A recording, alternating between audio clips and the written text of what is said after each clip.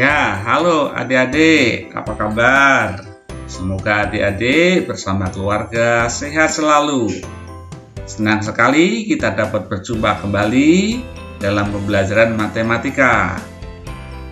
Kali ini, Pak Kis akan mengajak kalian belajar tentang barisan aritmatika atau deret hitung yang diaplikasikan dalam soal cerita. Ya. Biasanya materi ini kita jumpai pada tingkat SMP atau bahkan juga sering kita jumpai pada tes CPNS. Ya, maka mari kita coba untuk memahami soal-soalnya. Oh ya, buat adik-adik yang baru bergabung, jangan lupa subscribe, like, dan bunyikan tombol loncengnya supaya tidak tertinggal konten yang terbaru. Baik, adik-adik, mari kita lihat barisan aritmatika atau deret hitung dalam soal cerita. Soal yang pertama, Anto menyisihkan uang jajannya untuk ditabung. Pada hari pertama ia menabung Rp5.000. Pada hari kedua ia menabung Rp5.500 dan pada hari ketiga Rp6.000. Begitu seterusnya. Jika ia menabung selama 30 hari, berapa rupiah Anto menabung pada hari ke-30? Dan pertanyaan yang kedua, berapa rupiah jumlah uang tabungan Anto setelah 30 hari? Nah, jadi kalau kita perhatikan di sini, Anto menabung hari pertama Rp5.000, kemudian hari kedua Rp5.500 dan hari ketiga Rp6.000. Terlihat di sini ada kenaikan setiap hari, yaitu sebesar Rp5.500 dikurangi Rp5.000 sama dengan 500. Jadi kenaikan setiap hari adalah Rp500. Nah, pertanyaan yang pertama tadi yaitu berapa rupiah Anto menabung pada hari ke-30. Nah, yang kedua, berapa jumlah uang tabungan Anto setelah 30 hari? Dan sebagai jawabannya, mari kita pelajari terlebih dahulu bagaimana rumusnya. Ya. Untuk lebih jelas, soal cerita tadi dapat kita tuliskan dalam sebuah deret hitung, yaitu 5.000 ditambah 5.500 ditambah 6.000 ditambah seterusnya sampai hari ke-30 atau suku ke-30. Nah, rumus yang perlu kita pahami adalah yang pertama, UN sama dengan A ditambah kali dalam kurung N-1 kali B. Ya, saya ulang, UN sama dengan A ditambah dalam kurung N-1 kali B. Itu untuk menjawab pertanyaan yang pertama. Dan untuk menjawab pertanyaan yang kedua, rumusnya adalah SN sama dengan N/2 kali 2A ditambah dalam kurung N-1 kali B, kurung tutup. Nah, apa itu UN? UN adalah suku ke N.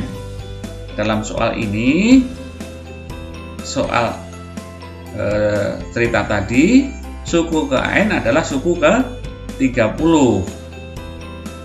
Kemudian, apa itu N? N adalah suku terakhir, ya, suku terakhir, yaitu suku ke-30. A adalah suku awal. Nah, kalau di soal ini suku awalnya adalah 5.000. Kemudian B adalah besarnya penambahan. Tadi sudah dibahas bahwa setiap kali hari menabung bertambah Rp500. Itu B-nya. Sedangkan SN adalah jumlah sampai dengan suku N. Jadi jumlah totalnya.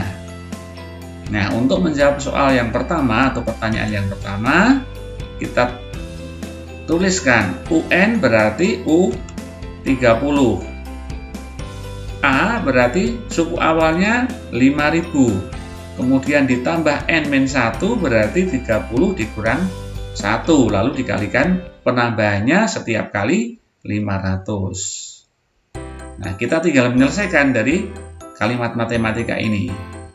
5000 ditambah 30-1 yaitu 29 kali 500 sama dengan 5000 ditambah 14.500. Ya, hasilnya adalah 19.500.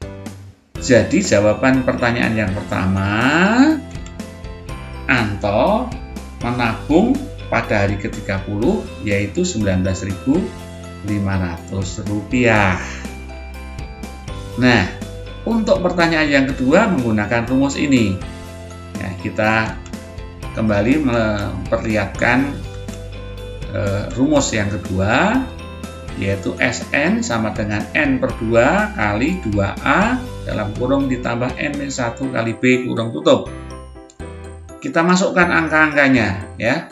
Deret tadi 5000 tambah 5500 tambah 6000 dan seterusnya.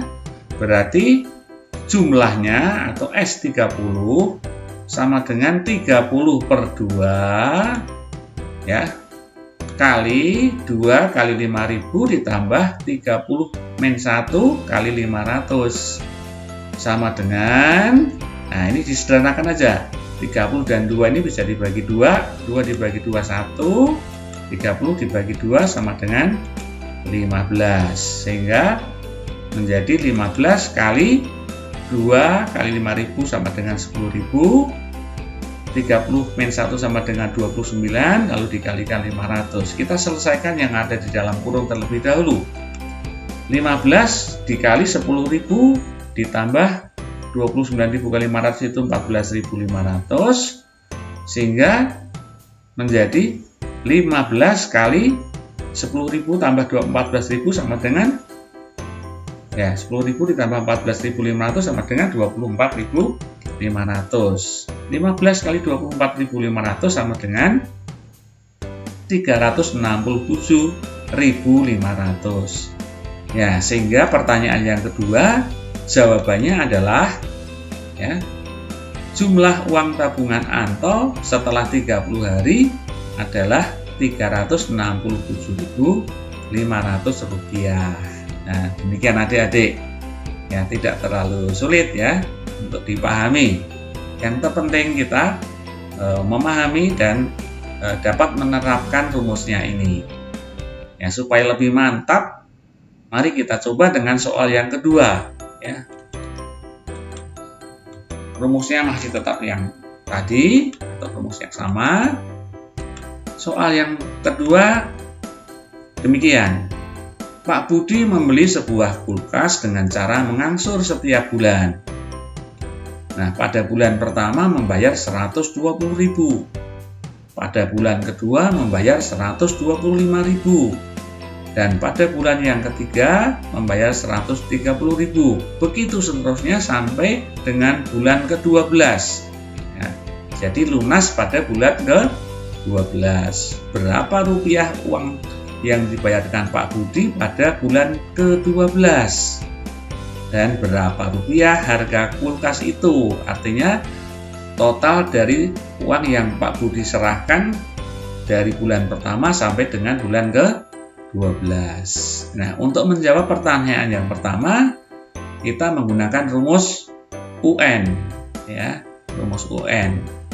UN berarti U12 ya. U12.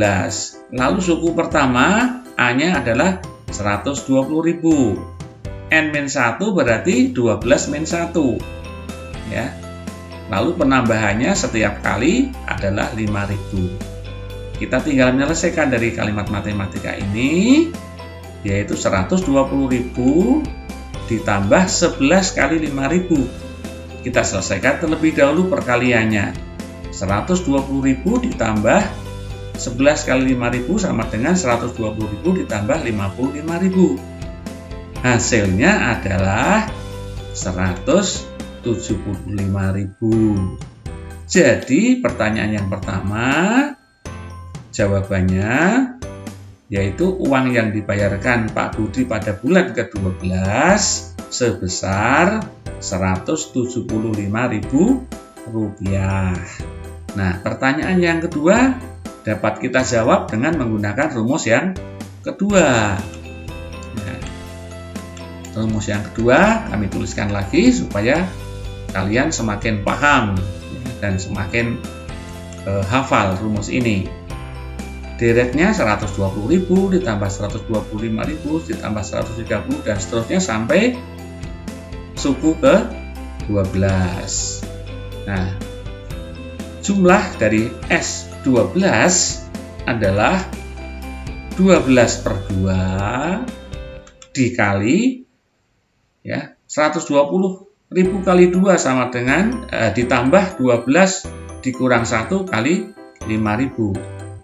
Ya, kita sederhanakan 12 dan 2 kita sederhanakan, masing-masing dibagi 2 sama dengan 6/1.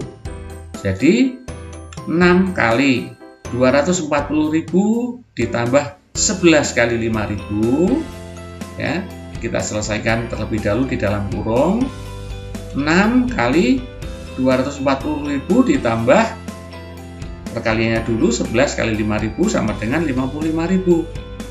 Berarti 6 kali 295.000. Hasilnya adalah